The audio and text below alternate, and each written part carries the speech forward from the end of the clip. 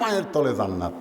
কোন মরদ মানুষের পায়ের তলে জান্নাত নাই, জান্নাত আছে নারীদের পায়ের তলে, সেই নারী যদি মা হয়। কথা কন না কেন?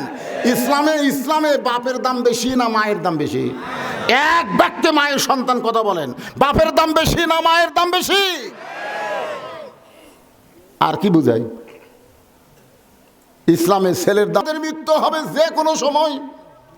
আজকের মাহফিলটা মনে করেন আমার জীবনের শেষ মাহফিল, আপনার জীবনের শেষ মাহফিল হতে পারে, জোরে কোন ঠিক কিনা? তাই হক কথা বলার সময় জবান বন্ধ রাখেন না। আপনি কোন দল করেন সেটা ভুলে যান। কোরআনের মাহফিলে যখন বসেছেন তখন নিশ্চয় আপনি আল্লাহর দল হয়ে গেছে। আপনি বাইরে কোন দল করেন ভুলে যান। কি কোনো দল আপনাকে বাঁচাবে না, কোনো দল আপনাকে রক্ষা করতে পারবে না। যদি আপনি আল্লাহর কোরআনের দলে ভর্তি হয়ে যান, এই কোরআনের ওসিলায় আল্লাহ আপনাকে জান্নাত দিয়ে দিবে। তাই অন্য কোনো দিকে মনোযোগ না দিয়ে একটু মনোযোগ দিয়ে কথাগুলো শুনবেন। মেয়েটা বলতেছি, আমির আল মুমিনিন, আমি যেই দেশের জেলখানায় বন্দি ছিলাম ওই দেশের নাম হলো রোম দেশ। জোরে কোন নাম কি?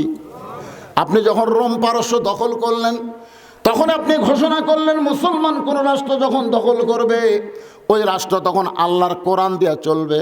আর আল্লাহর কোরআন দিয়ে যখন কোনো রাষ্ট্র চলবে ওই রাষ্ট্রে আর কোনো জেলখানা থাকবে না। আমির আল মুমিনিন, জেলখানার দরজা যখন মুক্ত করে দিলেন তখন আমি জেলখানা থেকে মুক্ত হয়ে বের হলাম। আমি কোথায় যাব বলেন? আমার দাদা হলো খ্রিস্টান, আমার বাবা হলো খ্রিস্টান, আমার 14 গোষ্ঠী সবাই খ্রিস্টান, এমনকি রোম দেশের সবাই খ্রিস্টান। আমি খ্রিস্টান ধর্মের একজন মুমিনা নারী হয়ে আমি কোথায় যাব? তা আজকে 6 দিন হলে এই 2 পাহাড়ের মাঝখানে আপনাকে খুঁজতেছি। যদি আপনাকে খুঁজে পাই, আপনার কাছে এই দুঃখিনী মেয়েটা একটু আশ্রয় চায়। সুবহানাল্লাহ কয় না? আপনার কাছে এই দুঃখিনী মেয়েটা একটু আশ্রয় চাই। উমর ফারুক মুচকি মুচকি হাসিতে বললেন, মা আমি তোমাকে আশ্রয় দিবার পারবো না, তবে আল্লাহর কোরআন তোমাকে অধিকার দিয়েছে। আপনারা বলেন তো, এই কোরআনে নারীদের অধিকার আছে না নাই? কতগুলা মেয়েদের কানে কানে বলবে, খবরদার খবরদার কোরআনের দলত যেন ভোট দিও না। কোরআনের দলত ভোট দিলে কিন্তু তোমাকেও মার্কেট করবার দিবি না, তোমাকে কিন্তু বাড়ির থেকে বাইর হবার দিবি না, তোমাকে কিন্তু সুটকেসের মধ্যে তালা দিয়ে বন্ধ করে থুবি। এমন ভয় দেখাবি, বুঝলেন? আর না রে ভাই, আমার মায়েরা যারা আছেন শোনেন, মা শোনেন, নারীদেরকে সবচাইতে বেশি অধিকার দিয়েছে ইসলাম। জোরে কোন কথা ঠিক কি না? এক সময় বক্তারা ওয়াজ করতো, মেয়েরা তখন বুঝতো না, বক্তারা আসে ইচ্ছা মতো ওয়াজ করে যাইতো। এক বক্তা ওয়াজ করছে, স্বামীর পায়ের তলে বইয়ের জান্নাত। স্বামীর পায়ের তলে কি? বইয়ের জান্নাত। এটা শোনার পরে তো স্বামী সেই মশান, বউ খালি মাঝে, তুই যতই ইবাদত কর, যতই নামাজ পড়, আমার এই ফাটা পায়ের তলে তোর জান্নাত।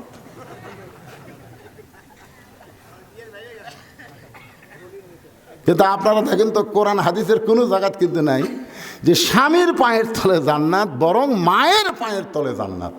কোন মরদ মানুষের পায়ের তলে জান্নাত নাই, জান্নাত আছে নারীদের পায়ের তলে, সেই নারী যদি মা হয়। কথা কন না কেন? ইসলামে বাপের দাম বেশি না মায়ের দাম বেশি? এক ব্যক্তি মায়ের সন্তান, কথা বলেন, বাপের দাম বেশি না মায়ের দাম বেশি? আর কি বুঝাই? ইসলামে ছেলের দাম বেশি না মেয়ের দাম বেশি?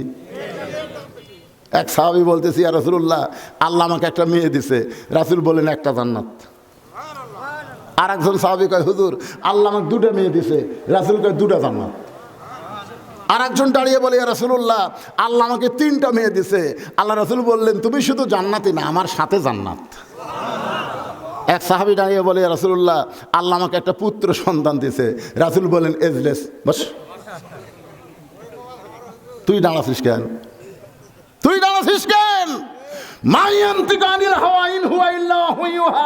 আমি নবী ততক্ষণ বলতে পারি না যতক্ষণ আল্লাহ না বলায়।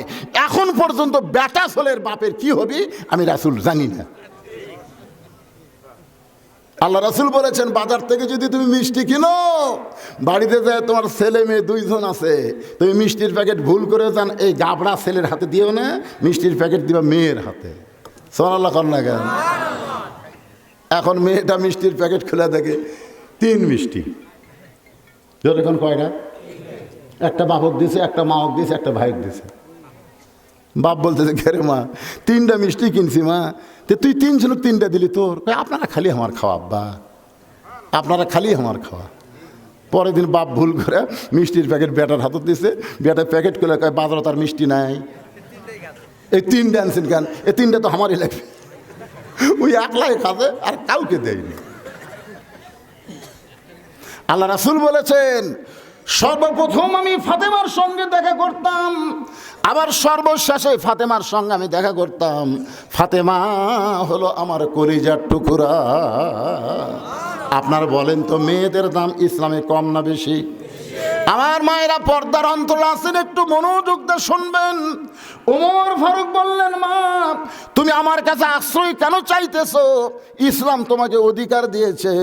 মেয়েটা হেজাবের ভিতর থেকে বলে, আমির আল মুমিনিন, ইসলাম আমাকে কি অধিকার দিল? ওমর ফারুক বললেন, তোমার বয়স কত?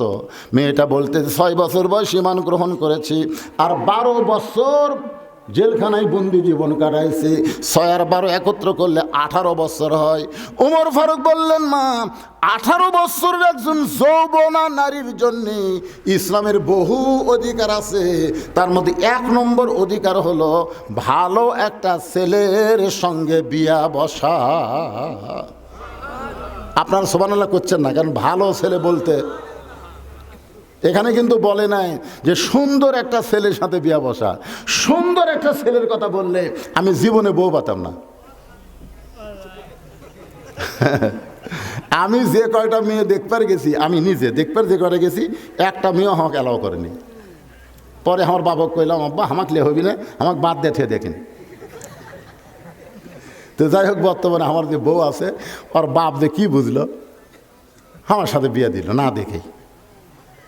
আজকে আমার শ্বশুর আমার গাড়িতে করে, বুঝলেন, আমার গাড়িতে করে আমি বগুড়া নিয়ে গেলাম। আজকে সন্ধ্যার ওয়াজে আমার শ্বশুর আমার সাথে গেছিল। এখানেও আসবার চাইছিল, কিন্তু আমি আনিনি, কারণ আমার শ্বশুর আমার চাইতে দেখতে ছোট মনে হয়। মানে দাড়ি দুটো ঠিক মতো পাকেইনি, বুঝলেন, বয়স আছে কিন্তু বয়স চড়া। আমার শ্বশুর আর আমি একদিন যাচ্ছি, তো একজন বলতেছে, এটা আপনার কে হয়? তে বলতেছে, আমার জামাই। তো কোন পক্ষের? মানে বুঝাচ্ছে। আয় রে, বিয়ে দিয়ে আমার শ্বশুর মানুষের কাছে বলে, আয় রে, কালোর সাথে বিয়ে দিয়ে যা মজা। সুবহানাল্লাহ কর না কেন? এখানে কিন্তু কালো ফর্সা বলা হয়নি, এখানে বলা হচ্ছে ভালো একটা ছেলের সাথে বিয়ে দিবা। ভালো একটা মেয়ের সঙ্গে, ভালো একটা ছেলের সঙ্গে বিয়ে বসার অধিকার আল্লাহ তোমাকে দিয়েছে। ভালো ছেলে বলতে আপনি কি বুঝেন? ভালো ছেলে বলতে বুঝতে হবে যে একটা টাকাও ডিমান্ড নিবে না, মহারানা নগদ পরিশোধ করবে। আপনাকে এলাকায় এইরকম কয়টা ছেলে আছে?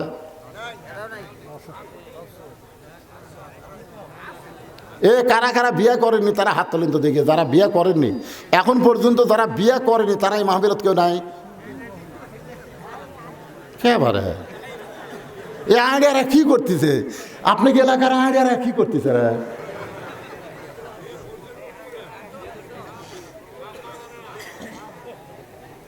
না না, এই হাজার হাজার মানুষের মধ্যে এই 4-5টা হাত বিয়ে করেনি। আচ্ছা, কারা কারা বিয়ে করছেন তারা হাত তোলেন তো দেখি এবারে। মাশাআল্লাহ, সব বিয়ে আলার আওয়াজ শুনবে রাচ্ছেন বাড়ি। আরে, তাহলে ভালো ছেলে বলতে কি বুঝবেন? ভালো ছেলে বলতে বুঝবেন 10 বছর থেকে নামাজ ধরছে। কয় বছর? 10 বছর থেকে 5 ওয়াক্ত নামাজ ধরেছে। দাড়ি কোনোদিন কামায়নি, মোষ কোনোদিন বড় করেনি, প্যান্ট শার্ট কোনোদিন পরে নাই, সবসময় ঢিলা ঢালা জামা পরেছে, পেশাব করে পানি লিয়া আবার অজু করেছে। ওই যে কয়টা ভালো ছেলে যাচ্ছে, ওই যে দেখেন, ওদের পিছন দিকে দেখেন। না না না, ওরাই ভালো। ওর সাথে আপনার বিয়ে দিয়ে দেখেন, আপনার বউ করে দিল কানবে। আপনার ওই দাদির কাছে নানির কাছে কোনোদিনও ফিস করবি না। একটা হুজুরের বউ কোনোদিন দাদি নানির কাছে কয় না কি রে কান্দিস কে, কয় কি দেখে বিয়া দিচ্ছেন, কোল বালুস লিয়ে শুয়ে থাকে, আমার দিকে তাকাই না। একটা হুজুরের বউ কবি না।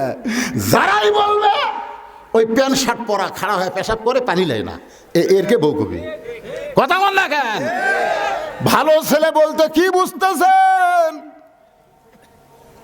একটা ভালো ছেলের সঙ্গে বিয়ে বসার অধিকার আল্লাহ তোমাকে দিয়েছে। ও মা, এই মুহূর্তে তুমি ভালো ছেলে কোথায় পাইবা? তুমি ভালো ছেলে কোথায় পাইবা মা? কারণ তোমার তো কোনো অভিভাবক নাই। আমি তোমার অভিভাবক হইয়া একটা ভালো ছেলের খবর দেই। দেখো তো ছেলেটা তোমার পছন্দ হয় কিনা, দেখো তো ছেলেটা তোমার পছন্দ হয় কিনা। ওমর ফারুক বললেন, মা আমি ছেলেটার নাম বলি, নামটা শোনার পরে দেখো তো ছেলেটা তোমার পছন্দ হয় কিনা। মেয়েটা বলতেছে তাহলে আপনি বলেন। ওমর ফারুক বললেন, ছেলেটার যোগ্যতা হলো 30 পারা কোরআনের হাফেজ। সুবহানাল্লাহ। আস্তে আসতেছে, আস্তে আস্তে। হাফেজ কি করে খাবি রে? আমার বাপ সবসময় গল্প করছে, হাজি সাহেব জানে, আব্দুর রশিদ ভাই, আমার বাপ গল্প করছে 3 ছেলে নিয়ে আমার কোনো টেনশন নাই। 2 কলেজের প্রফেসর, একটা